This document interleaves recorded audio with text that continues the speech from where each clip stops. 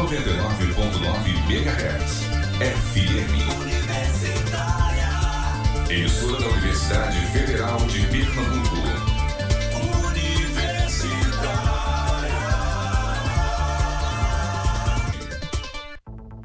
Rádio Paulo Freire, a rádio que fazemos juntos, quer ter o seu programa na grade de programação. Participe com suas ideias da chamada pública. Acesse o site www.ufpe.br/NTVRU e leia o edital da chamada pública da Rádio Paulo Freire. Rádio Paulo Freire, a rádio que fazemos juntos.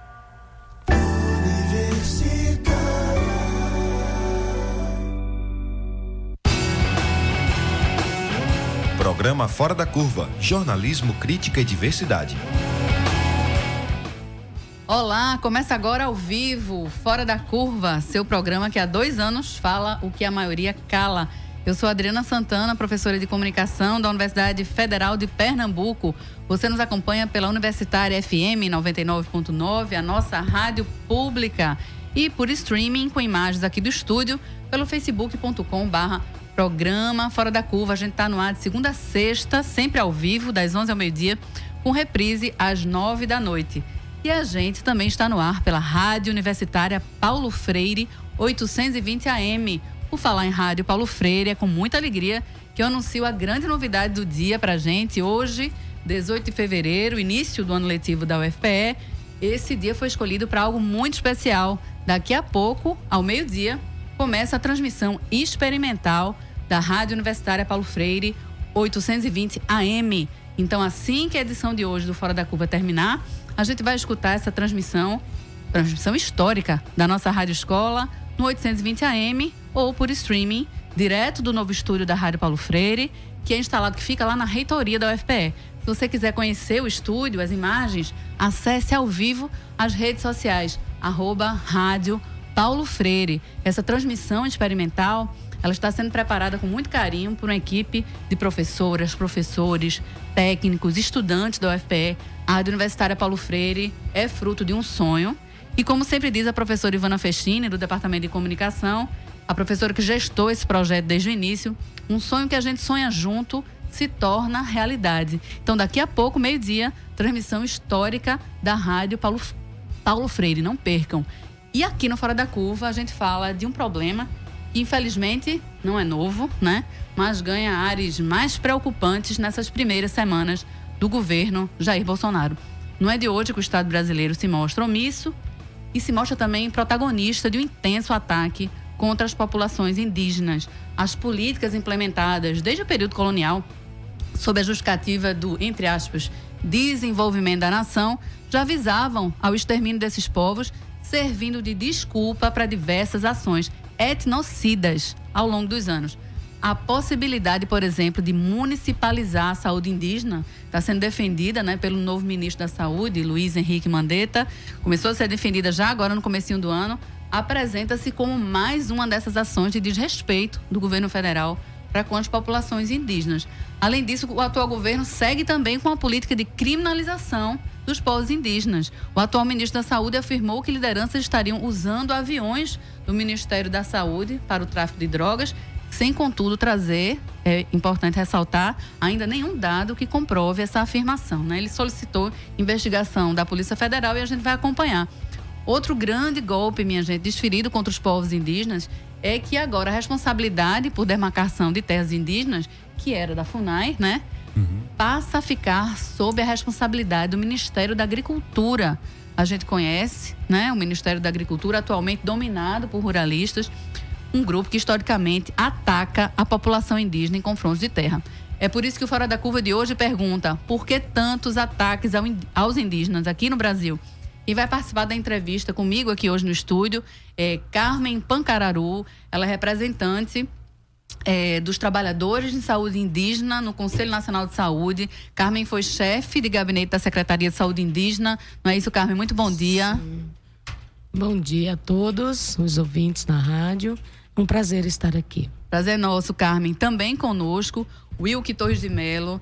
Wilke é sociólogo, Ele disse nem para falar, mas eu estou falando todos os seus predicados. É mestre em antropologia social, né, pela Universidade Ibero-Americana da Cidade do México. O Wilke é indígena do povo Funiô. Era para eu ter apresentado o Wilke Funiô, não é isso? Mas, reforçando aqui, o Wilke Funiô. E o Wilke também é responsável técnico pela área de práticas e saberes tradicionais indígenas no Distrito Sanitário Especial Indígena. É isso, Wilke? Isso mesmo.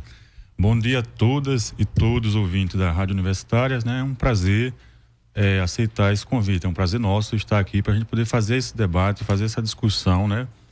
Convidar, né, diferentes setores da sociedade brasileira a fazer essa reflexão sobre, né, um cenário de desconstrução de políticas públicas específicas voltadas para os povos indígenas, né? Para a gente é muito importante que vocês falem no programa de hoje, né? Vocês que dominam completamente o tema. E eu agradeço muitíssimo pela disponibilidade de vocês.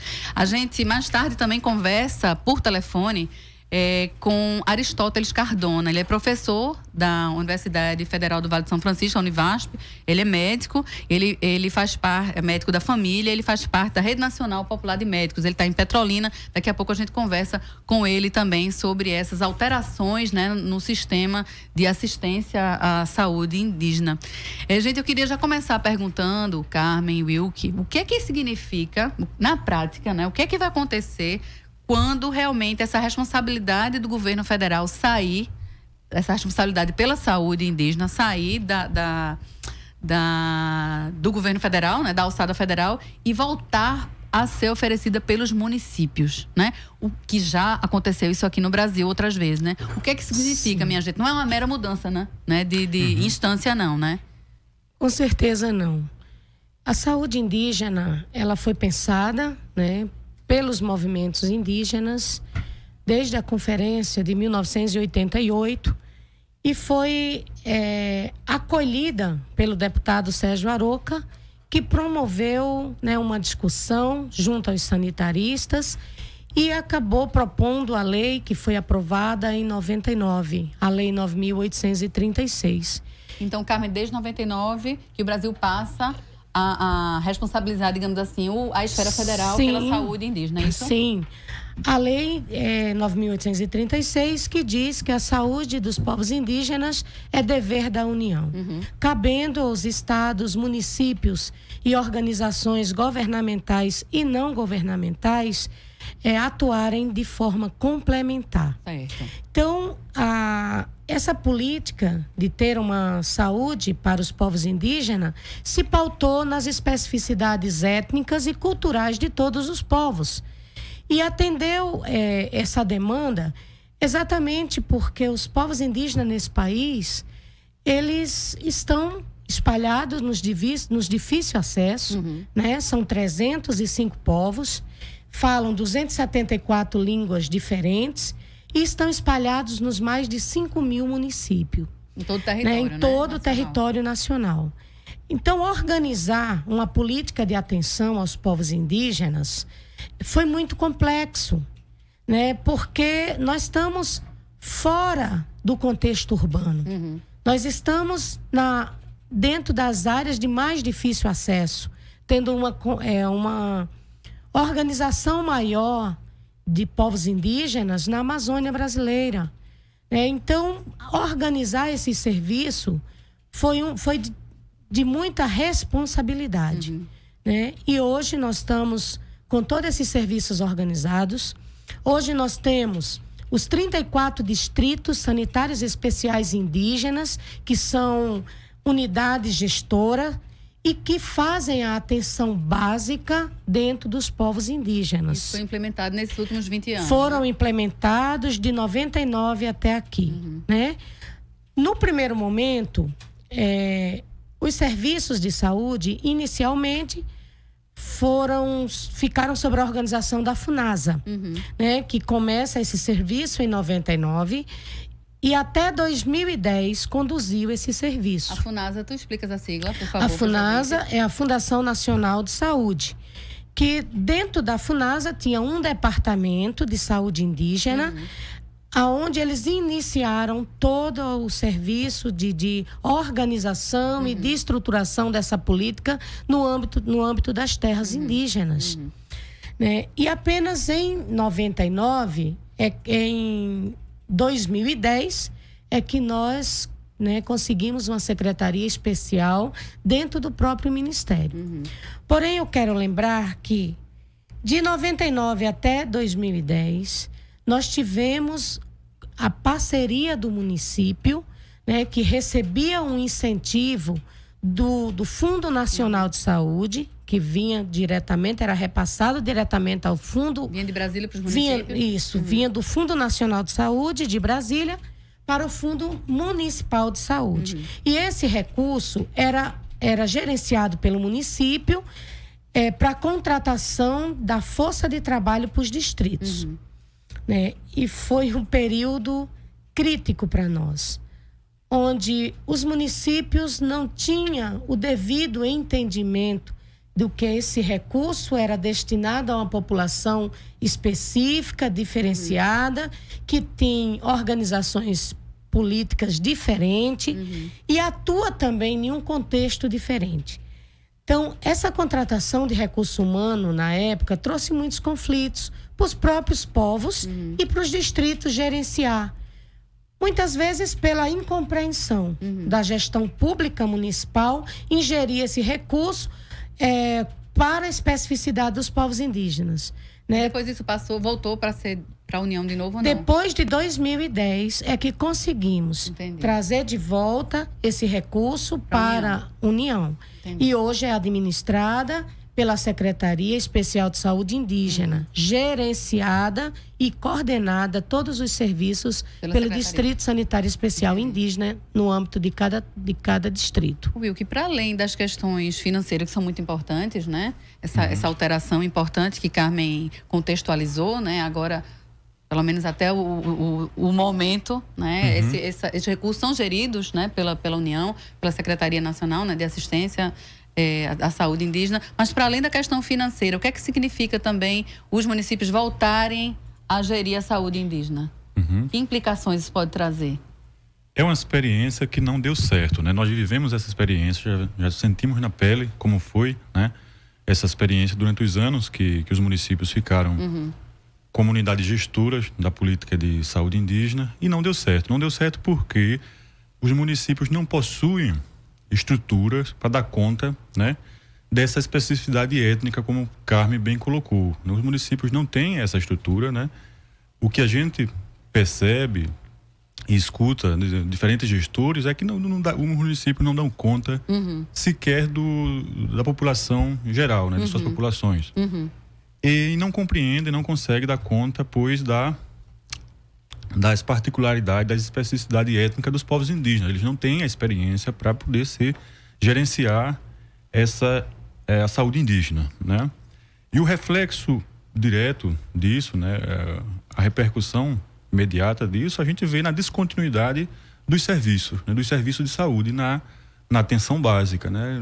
Mudava-se prefeito, mudava-se gestor, mudava-se a compreensão, então nós não tínhamos continuidade nem em relação aos serviços de saúde, né, aos programas de atenção básica, e nós também não tínhamos continuidade em relação a uma segurança voltada para os profissionais de saúde indígena, que é um dos grandes avanços, né, desse modelo do subsistema de atenção à saúde indígena, né, com a CESAI, né, que fala sobre, que mostra o protagonismo dos povos indígenas, né, na composição do subsistema e no gerenciamento do subsistema, né? Um dos maiores avanços. Quando nós falamos sobre políticas públicas voltadas para os povos indígenas, né, nós podemos mencionar 3 campos de políticas públicas. Os direitos territoriais, todas essas políticas públicas foram garantidas pela Constituição Federal de 88, né?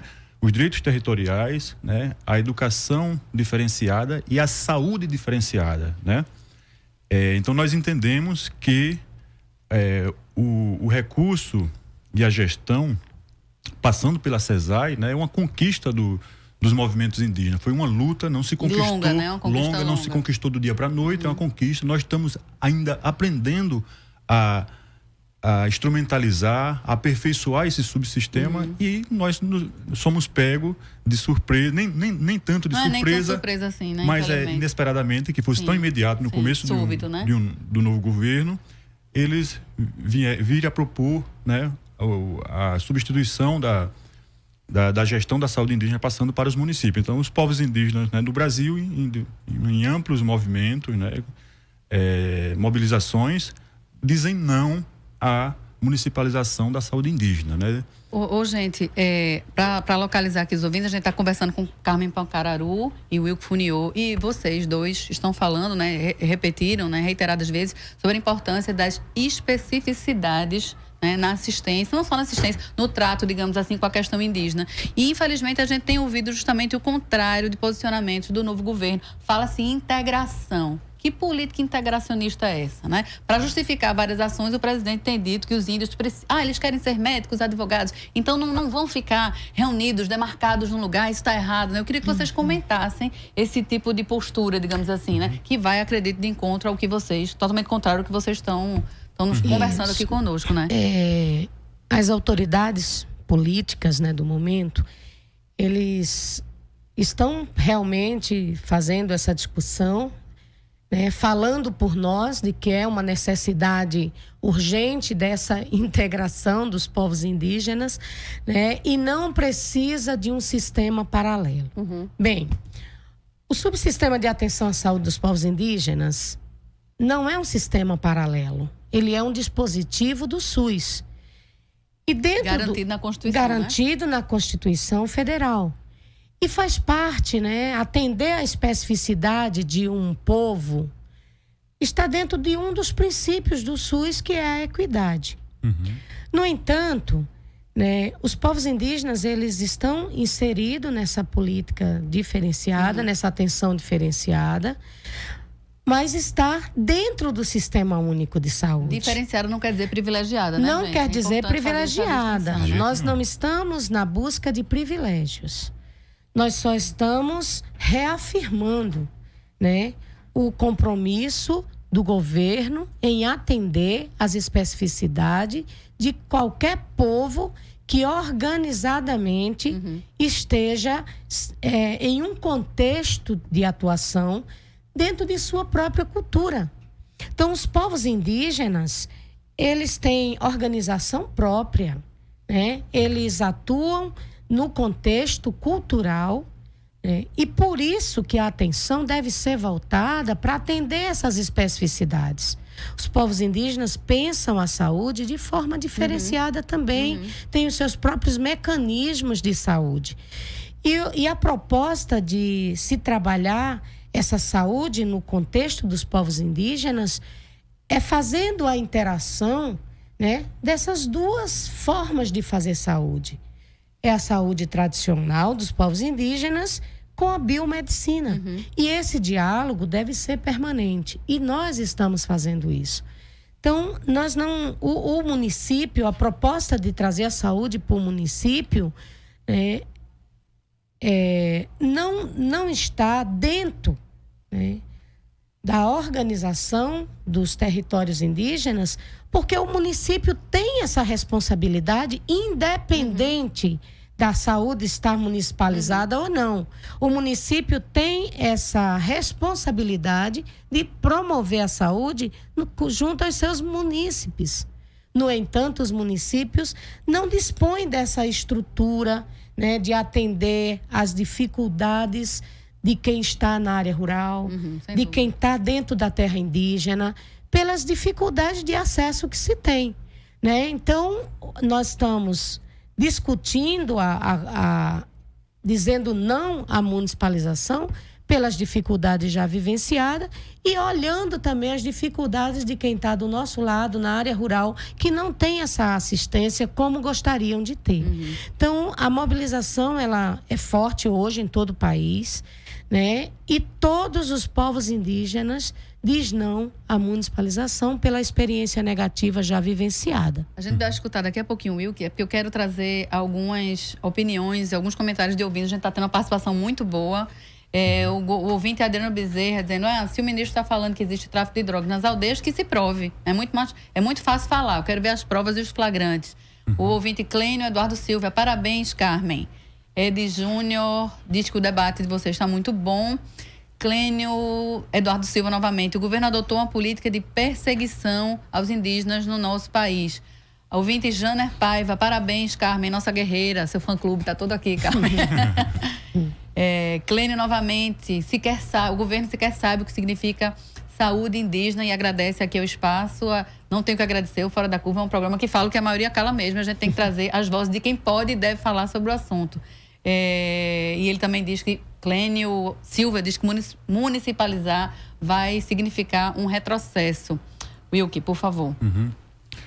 Sobre a política integracionista, digamos assim, né? Queria que você comentasse. A política integracionista não é uma coisa nova, é uma coisa que já foi... O Estado brasileiro, né, já tentou implementar, né, toda uma estratégia de política integracionista, que ela vem desde o período do antigo Serviço de Proteção ao Índio, ou seja, desde 1910, né?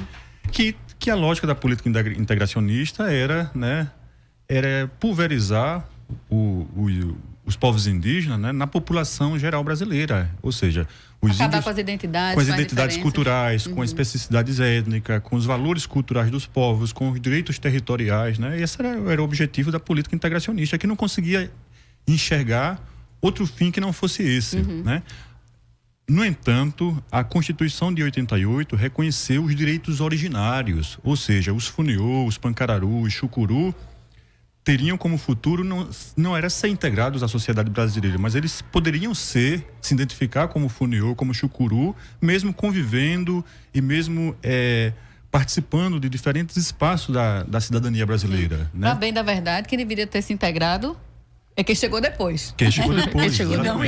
E esse projeto, ele está relacionado, né? Está relacionado a um modelo de desenvolvimento que o país adota, né? Um modelo de desenvolvimento que tem o agronegócio, o monopólio pela terra, a monocultura como um carro-chefe, né? Esse modelo de desenvolvimento. Então, os povos indígenas tornam-se sendo um empecilho a esse modelo de desenvolvimento. Então, isso, né, a meu ver, é o que explica grande parte desses ataques desses grupos que financiaram campanhas, esses grupos ruralistas que chegaram ao poder nessa proposta de governo do presidente eleito. Falando em ruralista, gente, a medida provisória 870, né, agora de 2019, transfere, né, para o Ministério da Agricultura, Pecuária e Abastecimento a identificação, a delimitação, o reconhecimento e a demarcação das terras indígenas, função, sabidamente, né, antes delegada à Fundação Nacional do Índio, que é a FUNAI, né? Tendo em vista que a demarcação da terra é uma das principais bandeiras, né, justificadamente uma das principais bandeiras dos povos indígenas. O que é que vocês imaginam esperar nesses 4 anos de governo? Certamente muita luta, né? Mas como é que vocês estão se organizando, digamos assim, frente a esses golpes, eu vou chamar, na assistência, por favor. O que a gente tem percebido é que o movimento indígena, né, tem uma grande capacidade de mobilização de força. Isso é o que dá esperança, né, no nosso fortalecimento da luta por direitos conquistados. É que a gente percebe, a gente viaja, participa, dialoga com a APOIME, que é a Articulação dos Povos Indígenas do Nordeste, com diferentes movimentos indígenas nacionais, e a gente percebe uma grande capacidade de mobilização e de luta, né? Num cenário adverso, né?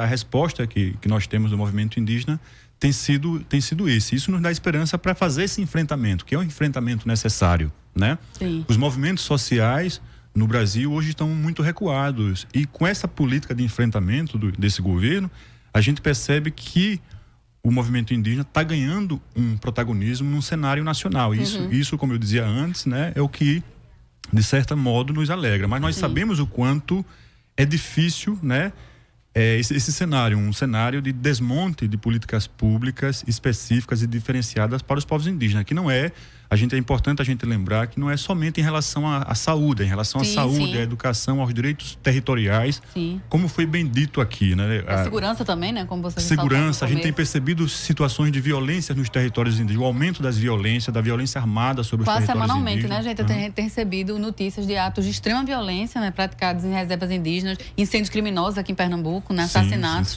Há uma espécie de genocídio mesmo em curso, né, gente?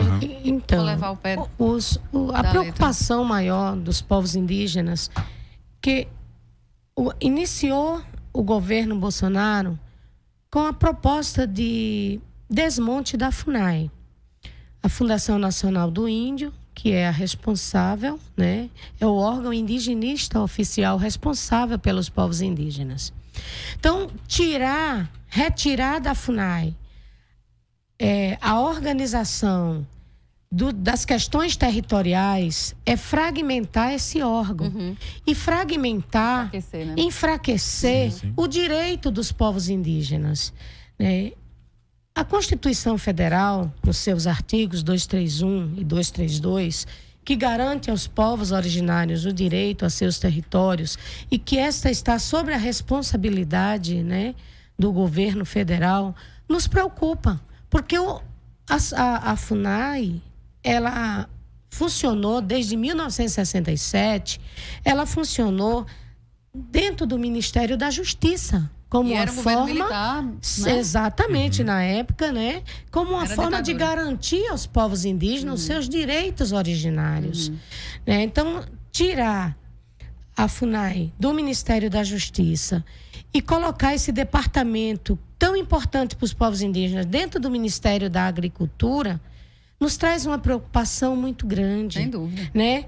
Joga essa responsabilidade na mão de quem mais tem promovido o suicídio, os homicídios dentro da terra indígena, né? Os conflitos que estão instalados pela questão territorial. É muito preocupante, né? Porque são exatamente quem hoje está invadindo terras indígenas, está destruindo toda a floresta, né? Onde está o maior contingente, né, de madeireiros, de latifundiários. E isso é preocupante. Seria o último lugar, né? Seria o último lugar. E foi o escolhido. Exatamente. E a gente sabe pelas motivações. Exatamente. Desculpa te interromper, Carmen Will, que a gente está no telefone com Aristóteles Cardona. Ele é médico da família, ele é professor da Univasp, né, a Universidade Federal do Vale de São Francisco. Ele participa da Rede Nacional de Médicos Populares. A gente vai conversar sobre assistência à saúde, especialmente agora com o fim do programa Mais Médicos, né? A gente vai ouvir de Aristóteles. Nos escuta, Aristóteles? Bom dia. Escuto sim. Bom dia, Adriana, e a todos e todas aí no estúdio e aos nossos ouvintes. Aristóteles, eu vou tentar te escutar, que eu não consegui. Vou falar contigo novamente. Bom dia.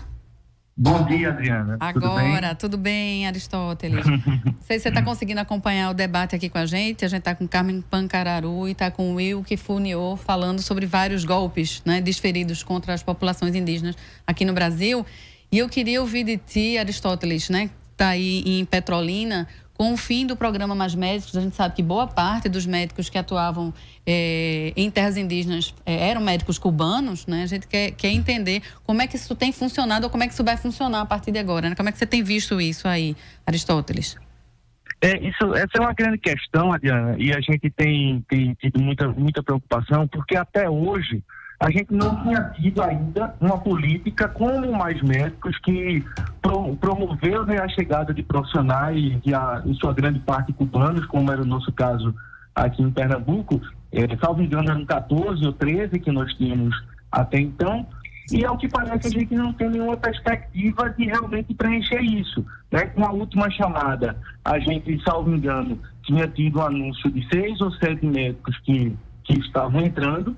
Eles agora anunciaram essa nova fase do edital, anunciando o preenchimento das vagas em todo o território nacional, mas é muito cedo para a gente afirmar isso, porque ainda tem uma fase de chegar, de assumir, de começar a trabalhar, ver como é que vai ser esse processo de trabalho. Então, para começo de conversa, a gente não tem dúvida de que esse atendimento, essa atenção, que já foi prejudicado por todo esse processo, ele vai seguir bastante instável pela frente por conta de tudo isso. Carmen está corrigindo a gente aqui, está falando que eram 15, né? 15 profissionais. Isso, no total. Pronto, exatamente. Aristóteles, como é que você vê, a gente estava discutindo também a questão do retorno à municipalização da assistência à saúde indígena, né? Sair da União, voltar para o município, a responsabilidade. Como é que você vê essa alteração, essa proposta aí do governo?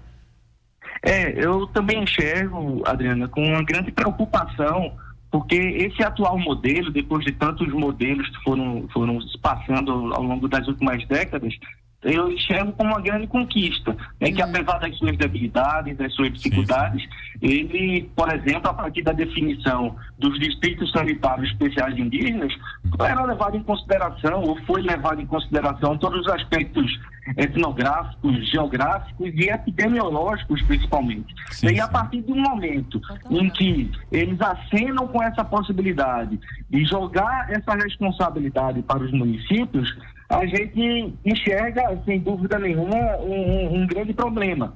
Primeiro porque a gente já tem municípios que, de uma maneira em geral, já estão estrangulados em seu orçamento, né? Grande parte não consegue mais contratar profissionais por conta dos limites impostos pela Lei de Responsabilidade Fiscal. Né? Salvo engano, e a Carmen pode me corrigir, acho que a gente tem áreas indígenas em 15 municípios aqui no estado de Pernambuco. E somado a essa realidade, né, do estrangulamento dos orçamentos dos municípios, a gente tem essa emenda constitucional aprovada ainda no governo de Michel Temer, que congela o orçamento pelos próximos 20 anos.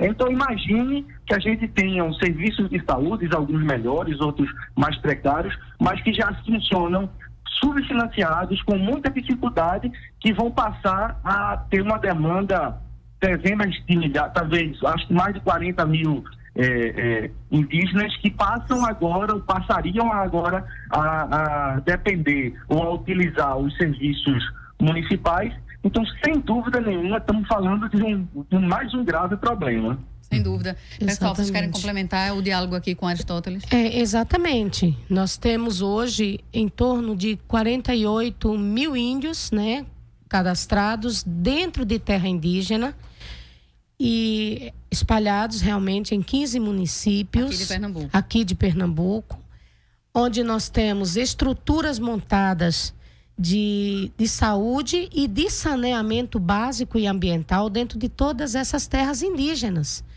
né? Então, os municípios hoje, ela não tem condições de absorver a mão de obra contratada dentro das áreas indígenas, né? Em todo o país hoje, nós temos 13.800 trabalhadores de saúde indígenas trabalhando junto dentro dos polos bases, dentro das áreas indígenas.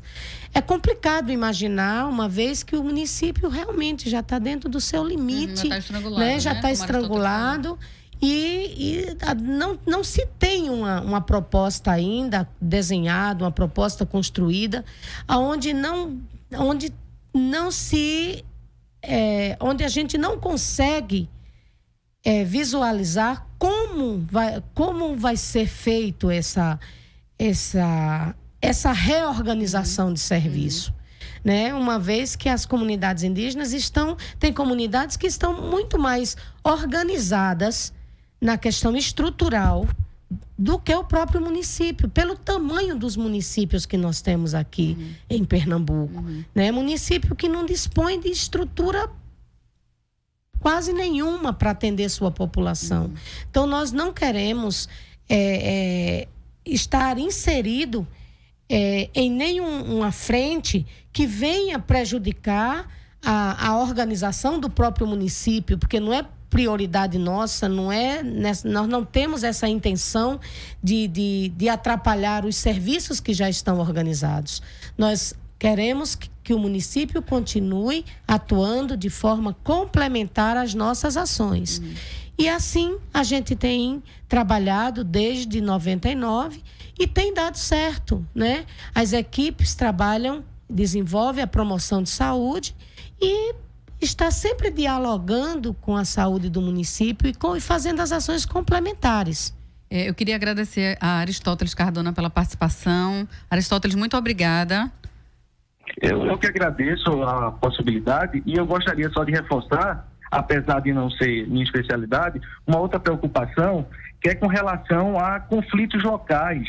A gente sabe que há etnias que enfrentam conflitos com grileiros, por exemplo, e de uma maneira em geral, enfim, a gente sabe que existem relações muitas vezes entre esses grupos e grupos de poder municipal.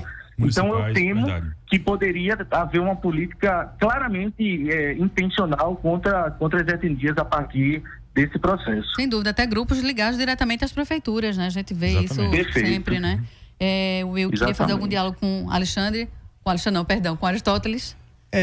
Chamar a atenção que o município, nesses 20 anos de saúde indígena, né, considerando 99, como o Carme bem colocou, como um marco de implementação da Lei Arouca, nesses 20 anos de saúde indígena foi possível, né, a nós, né, povos indígenas, a partir dos conselhos distritais, dos conselhos locais de saúde indígena, dialogar com esses municípios no sentido de construir parcerias, né? Então nós temos a experiência de construção dessas parcerias com esses municípios. E em alguns lugares essas parcerias são bem exitosas, né? É bom que se diga isso.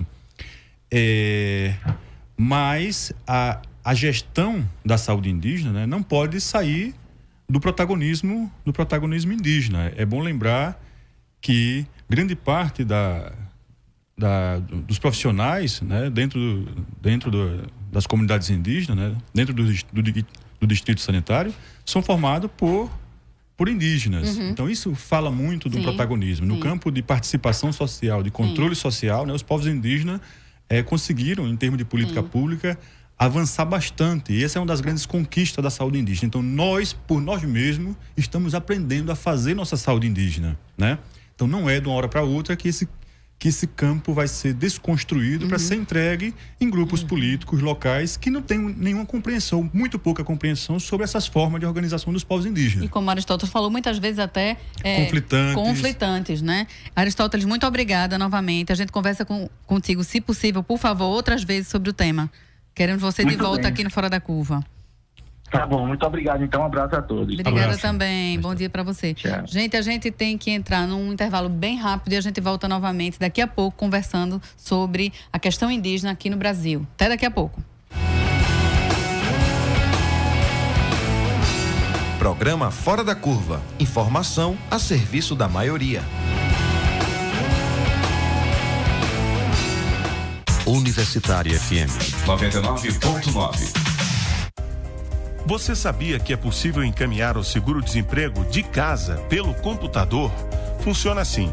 Logo após receber a documentação para o seguro-desemprego, o trabalhador pode fazer o pedido pela internet, pelo site https://empregabrasil.mte.gov.br. No site você preenche o formulário que hoje é respondido no Cine.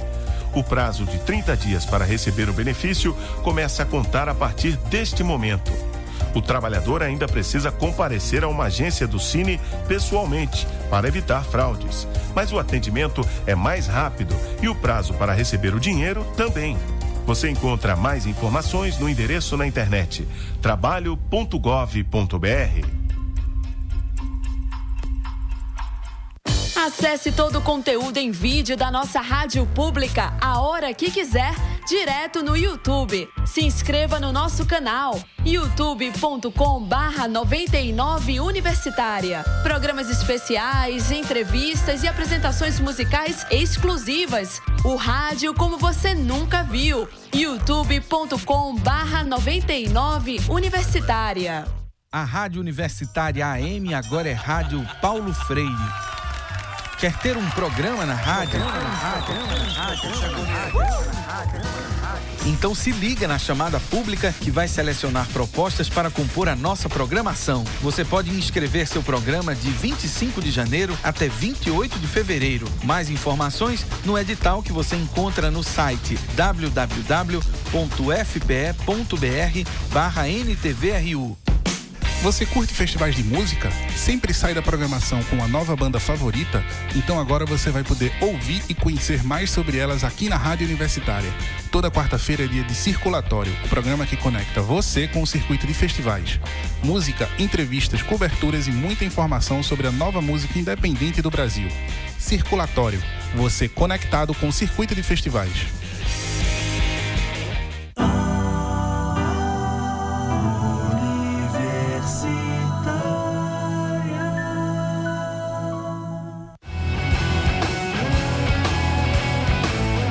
Programa Fora da Curva. Análise crítica de assuntos do interesse público.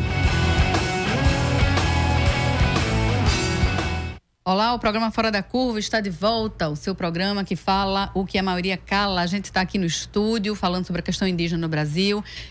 Quem está aqui conosco é Carmen Pancararu, que ela é representante dos trabalhadores em saúde no Conselho Nacional de Saúde, representante dos trabalhadores em saúde indígena, né, no Conselho Nacional de Saúde. E também conosco Wilke Funiô, que é mestre em antropologia, e o Wilke é responsável técnico pela área de práticas e saberes tradicionais indígenas no Distrito Sanitário Especial Indígena. Aqui no intervalo a gente estava falando novamente, a gente falou um pouco no primeiro bloco sobre a questão do programa Mais Médicos, do fim do programa Mais Médicos. Nosso técnico Marco da Lata lembrou que leu essa semana, né, Marco? Matéria afirmando, o governo federal afirmando que todas as vagas do programa foram preenchidas, mas o Carmen está dizendo que o buraco pode ser bem mais embaixo. Não é isso, Carmen? Sim. Não foram preenchidas ainda, né? E fazemos uma avaliação que muito dificilmente será. Temos áreas indígenas nesse país, onde os distritos sanitários chegam, né, que o SUS não chega. Tem que se levar em consideração que a distribuição demográfica e tradicional, né, dos povos indígenas, necessariamente os seus limites não coincidem com os limites dos municípios e de estados. As terras indígenas estão localizadas em diferentes áreas. E nós temos áreas indígenas onde tem organização de serviço que estão a 14 dias de barco para os profissionais chegarem lá. 14 dias para chegar. Para chegar na base de trabalho, onde esses profissionais fazem as escalas que variam entre 30 a 60 dias isolado dentro das terras indígenas. Uhum. E que muito dificilmente um profissional médico, ele vai conseguir ficar esse tempo todo isolado, né, pelos N compromissos que assume. O programa Mais Médico veio sabendo que iam passar por isso e se adequaram às especificidades e à organização do próprio serviço, né? Com a saída do Mais Médico, todas essas áreas estão descobertas e muito dificilmente serão preenchidas por causa desta forma diferente de organizar esse serviço. E dessa dificuldade de acesso também. A dificuldade de acesso. Do trabalho. O Wilke falava também que é importante a gente mencionar a especificidade da saúde e da assistência indígena, não é isso, Wilke? Isso mesmo. É um questionamento que a gente faz, né, que a gente escuta e é importante responder, né? Por que trabalhar, por que pensar na saúde indígena como uma coisa específica e diferenciada, né? Os povos indígenas têm suas próprias concepções de saúde e de doença, que estão relacionadas a seus valores culturais, às suas cosmologias no mundo, né? O corpo, os povos indígenas, né, têm concepções, têm percepções diferentes do corpo, dos agentes, da relação com a espiritualidade, com a relação com o território, com a relação com a ecologia, né? Então, tudo isso são fatores, são variáveis que são consideradas para se pensar como os povos indígenas no Brasil têm uma compreensão dos seus processos de saúde e doença. Então, e tudo isso o Estado, né, tem a obrigação de garantir, né, essas especificidades, esses valores culturais, essa pluralidade, né? Mais uma vez, está na Constituição, não é benéfico, na Constituição, né? Não foi do dia para a noite, isso está na Constituição. O artigo 231, ele fala que o Estado deve respeitar as formas de organizações próprias, os costumes, os direitos sociais dos povos indígenas, né? Então, isso não é uma invenção, né? E não é privilégio, né? É um direito conquistado das populações indígenas que são as populações que são, de fato, donas desse território. Sem dúvida. País. Gente, muita participação também nesse segundo bloco dos nossos ouvintes. É um tema que, obviamente, tem que ser mais discutido, né? Tem sido, infelizmente, pouco discutido, embora com muita atuação, né, aqui no país. A gente tem participação aqui de Amonita Andrade, dizendo que o debate está maravilhoso. Índia Damiana Pancararu Santos, parabéns, Carmen, nossa guerreira. Outra fã sua aqui. Renato Soares, parabéns pelo espaço dado. Falar de saúde indígena e territórios tem que ser conhecidos. Os povos indígenas do Brasil dizem não à municipalização. Participação aqui de Renato Soares. Clênio Eduardo também falando sobre a municipalização, né? Se ele está informando que é contra. Parabéns também aqui para Aristóteles. Tem 2 questões aqui levantadas por outros ouvintes. Renato Soares. Renato diz que o governo tira da memória deste país a história dos povos indígenas. Eles querem trazer outro tipo de memória. Eles aqui que é a memória militar. E Clênio Eduardo Silva está dizendo que o governo procura colocar a população contra os indígenas, Adriana, para convalidar a sua política de extermínio. Sem dúvida, né? Esse tipo de... Essa guerra discursiva, essa batalha a gente tem visto sendo travada, né? Mas a gente está aqui para dar o contradiscurso. O discurso realmente é oficial, que é o de vocês. Carmen também falava, a gente estava falando no intervalo, foi um intervalo rico, né? Em debate também, sobre a importância da gente falar dos avanços, né? A gente falou muito dos retrocessos, mas que avanço a gente vê na questão indígena aqui no país? Bom, Carmen e Will. A saúde indígena é considerada por nós uma das maiores conquistas. Depois da terra, a saúde diferenciada dos povos indígenas é uma das maiores conquistas. E a gente precisa avaliar o quanto tem sido positivo para os povos indígenas ter a sua saúde discutida dentro da sua própria base e promovida dentro da sua própria base com a participação dos próprios usuários. Não só na execução da política, né, enquanto trabalhadores indígenas de saúde, que começa com a participação do agente indígena dentro da comunidade, o agente indígena de saneamento, que esses conhecem a realidade do seu povo, têm um diálogo aberto com sua comunidade, e esse crescimento desses profissionais, da atuação desses profissionais junto aos povos indígenas. A qualidade do trabalho executado hoje, né, que no todo um contexto do subsistema, nós já temos em torno de 54% dos trabalhadores da força de trabalho são profissionais indígenas. A maioria, dos trabalhadores são indígenas. E nós começamos participando do programa enquanto agentes indígenas de saúde, agentes indígenas de saneamento. Vocês dois são exemplos disso. E hoje nós somos não só agente indígena de saúde, nós somos também enfermeiros, médicos, odontólogos, psicólogos, assistentes sociais e várias outras funções hoje são de indígenas que já estão sendo protagonistas de todo o programa. Essa é a verdadeira integração, né, gente? É o protagonismo indígena. O protagonismo indígena, né? E o que tem que se levar em consideração são os avanços epidemiológicos. Como a gente iniciou em 99, tendo como base o coeficiente da mortalidade infantil e o que nós temos hoje. O que a gente vê, Carmen, em avanços? Eu tenho um depoimento que eu digo que na minha infância, dentro da terra indígena, a minha pior imagem era de ver a quantidade de mortes de criança na minha vizinhança, na minha aldeia, né? E hoje eu posso afirmar que há mais de 15 anos, na aldeia Bem Querer, onde eu resido, nós não tivemos mais nenhum óbito de crianças. Não por causas evitáveis. Então, isso para nós é um avanço. A gente não tem mais, a gente não vê mais a mortalidade de mulheres dentro da terra indígena. Né? Isso tem avançado e isso tem que ser considerado. A cobertura vacinal dos povos indígenas é melhor que a do município.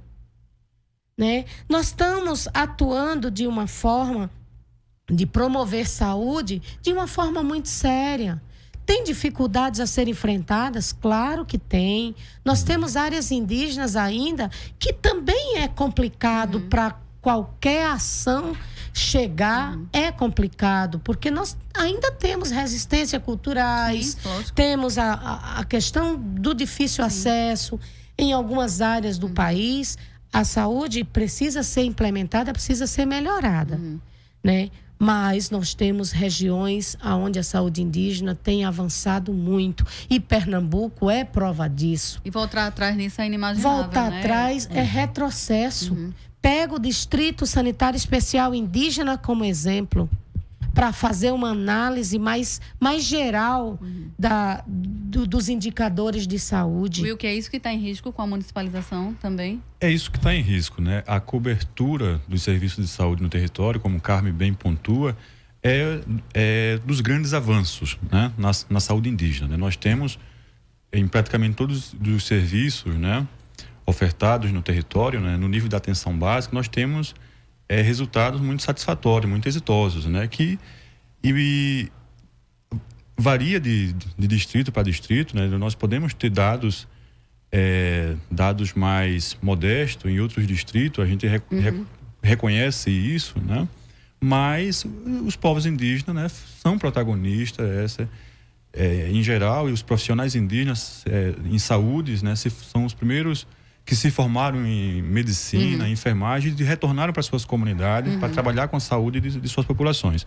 E nós temos visto esses avanços. No DCI Pernambuco mesmo, por exemplo, a gente não vê mais mortes por pneumonias, por causas evitáveis. Coisas que acontecia até pouco tempo atrás, até 10 anos atrás, 15 anos atrás, né? Por falta de assistência, Por falta de assistência, a gente via esse cenário, né? E hoje nós não enxergamos mais isso. Então, nós tivemos, né, vários avanços, né, como nós já bem colocamos. E o retorno da saúde indígena o possível retorno da saúde indígena para o município, né, representa essa descontinuidade, essa quebra, essa ruptura num projeto de saúde que nós já estamos, né, avançados. Que devia ser um projeto de Estado, né, gente? E não um projeto de governo, por favor, Carmen. E eu quero frisar bem aqui que o município, ele não está ausente dessa realidade. Ele já tem a responsabilidade Ele tem a né? responsabilidade sanitária com todos os seus munícipes. O que nós queremos estar dialogando permanentemente com o município para a gente melhorar o acesso à média e alta complexidade, melhorar as estruturas hospitalares. E a saúde indígena não está ausente dessa discussão. Nós temos aí uma portaria, a 2663, que ela coloca a saúde indígena à disposição para dialogar com o SUS, né? E melhorar as estruturas do SUS para atender melhor a população indígena, pactuando recursos financeiros para a melhoria dos hospitais. Então, para mim, isso é um avanço. Nós não estamos ausentes, nós não somos contrários a esse diálogo, né? No momento que o investimento na saúde indígena melhora a qualidade de vida da população, melhora a qualidade do município também, melhora os indicadores do município. No momento que nós temos temos ação de prevenção, como é o caso da imunização, melhora os indicadores do município, né?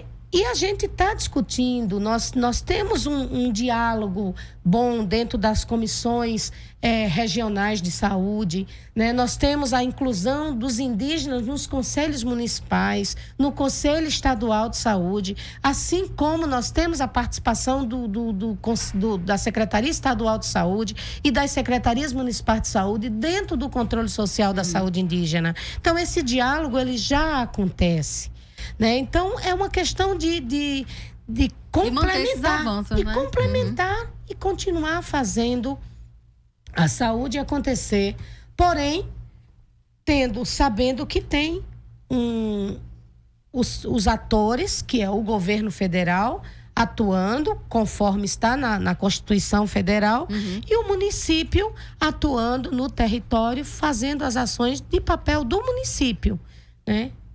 Só estou uma dúvida aqui. Que horas temos? 11h52, que tu mostrou outra hora. É isso? Pronto, estou no horário certo. Deu uma confundida aqui na minha cabeça. Coisas de segunda-feira. Gente, a gente também falava no primeiro bloco, né? Eu acho que o Will que tocou na questão da criminalização, né, dos povos indígenas, especialmente na questão aí da saúde, né? Com aquela declaração, digamos assim, ainda não comprovada, né, do ministro da Saúde, que estavam acontecendo desvios, né? Ele disse o caso especificamente sobre aviões, né? Que estariam sendo desviados para o tráfico e tal. E aí a gente nossa produção trouxe um dado aqui que o Brasil foi apontado como o país mais letal para ativistas e defensores da terra e do meio ambiente no ano de 2017, né? Acredito que esse estudo tenha sido publicado ano passado. Esse relatório foi feito pela ONG britânica Global Witness, o seu 3º relatório anual sobre as lutas pelos direitos humanos, né, ligados aos recursos naturais, diretamente ligados à atuação de vocês, né? E dentro desse contexto, né, de intensificação dessa criminalização, intensificação dessa política de ódio, né, por assim dizer, né, contra as lideranças indígenas, aí surge a pergunta. E aí eu acho que o Wilk já respondeu no primeiro bloco, mas eu acho que é importante a gente reforçar, né? De onde exatamente reside esse interesse nacional agora, institucionalizado, no caso dos indígenas. Esse interesse pela municipalização, esse interesse em tirar a demarcação da FUNAI, né? A quem interessa exterminar as comunidades indígenas? É preocupante, é muito preocupante, né? Temos 2 minutinhos. É muito preocupante, porque não se tem claro, né, para os povos indígenas, mas para eles estão muito claro, né? Facilitar o acesso do agronegócio dentro das terras indígenas. Simples, né? Assim, né? Para eles está muito simples, é inserir essa política integracionista, né, equivocada dentro das terras indígenas, né? Partindo da questão territorial, da questão ambiental, dos minérios, né? Então, todo o interesse está voltado para isso. E para isso é melhor afastar os povos indígenas de toda essa preservação que a gente tem pelos órgãos e pelos cuidados dos órgãos que têm responsabilidade de proteger o direito e resguardar o direito dos povos indígenas. E partindo desse princípio de que o índio seria um empecilho ao desenvolvimento, né? Eu queria que você comentasse rapidamente para finalizar, Wilk. Tanto as terras indígenas quanto as áreas de preservação ambiental, né, são frentes, são áreas de expansão do agronegócio, né? Eu faço uma matemática simples, né? Como é que o agronegócio coloca isso? Como é que eles pensam? Para eles comprarem 500 hectares de terra a outros latifundiaristas, né, isso tem um preço para isso, que é um preço muito alto para se comprar, né, de passar a ideia de propriedade para propriedade. Mas quando se pensa em ocupar, em fazer uso da violência para poder derrubar a floresta e plantar soja, tem um preço menor. Sim, né? Sem dúvida. O agropecuarista, né, o latifundiarista, ele tem um entendimento de que tem um preço muito menos dispendioso você desocupar terras indígenas, acabar com reservas ambientais, do que fazer compra de terras para alimentar a lógica do agronegócio. Então, esse é um dos motivos do tanto ataque contra as populações indígenas, contra os donos da terra, né, a quem é assegurado os direitos territoriais. Gente, infelizmente a gente vai ter que finalizar a discussão, mas eu faço aqui uma promessa pública de trazer vocês novamente. A gente vai continuar insistindo nessa discussão. Agradeço muitíssimo, Wilk e Carmen. Muito obrigada. Nós aqui agradecemos a oportunidade. E vocês ainda ficam conosco nas redes sociais. O programa Fora da Curva de hoje vai ficando por aqui. Novamente, muito obrigada a todos os ouvintes pela grande participação. Carmen Pancararu, Wilco Funiô, muito obrigada mesmo. O programa de hoje foi produzido por Ed Rodrigues, apresentado por mim, Adriana Santana, com roteiro de Nath Sonati, pesquisa de Guilherme Falcão, no estúdio Nath Sonati, Guilherme Falcão, nas nossas redes sociais, alunas e alunos de comunicação da UFPE, na técnica Marco da Lata. A gente reprisa este programa às 21h, aqui pela 99.9 e também pela Rádio Universitária Paulo Freire. Como eu falei, anunciei no começo do programa, começa já a histórica transmissão experimental da emissora da Rádio Paulo Freire. E você pode acompanhar tanto pelo 820 AM e também por streaming, pelas redes sociais da rádio, @Paulo Freire, tá no Facebook, tá no Instagram. A gente vai fazer essa grande cobertura hoje. Nossa Rádio Escola vai começar inicialmente com 1h30 de programação e dentro em breve teremos 6 horas de programas inéditos produzidos pela comunidade acadêmica e pela sociedade civil. A gente está com o edital público aberto até dia 28 deste mês, para você que quer submeter sua proposta para compor nossa grade de programação. E eu termino Fora da Curva de hoje saudando minhas queridas e queridos colegas, professores, alunos, técnicos, representantes da sociedade civil organizada. O pessoal já está lá na rádio, vai entrar no ar daqui a pouquinho na nossa rádio, na rádio pública, na nossa rádio que a gente faz junto. Vida longa, a Rádio Paulo Freire e a comunicação pública. Sintoniza aí, minha gente, na frequência 820 AM. Quem ficar por aqui pela 99.9 vai ter a companhia do almoço musical Paulo Freire presente. Boa semana para vocês e coragem, que a terra continua rodando. O programa Fora da Curva é uma realização do Departamento de Comunicação Social com o apoio do Departamento de Sociologia e do Núcleo de Rádio e TV Universitárias. Parceria com o Marco Zero Conteúdo, Centro das Mulheres do Cabo, SOS Corpo, Centro Sabiá, Terral Coletivo de Comunicação, Centro de Cultura Luiz Freire. Esse programa fica disponível em nossa página do Facebook e no canal do YouTube. Acompanhe as nossas redes sociais, porque nós também divulgamos por lá muita informação que você não vê por aí. A música tema deste programa foi composta pela banda Diablo Motor. Programa Fora da Curva. A gente fala o que a maioria cala. 11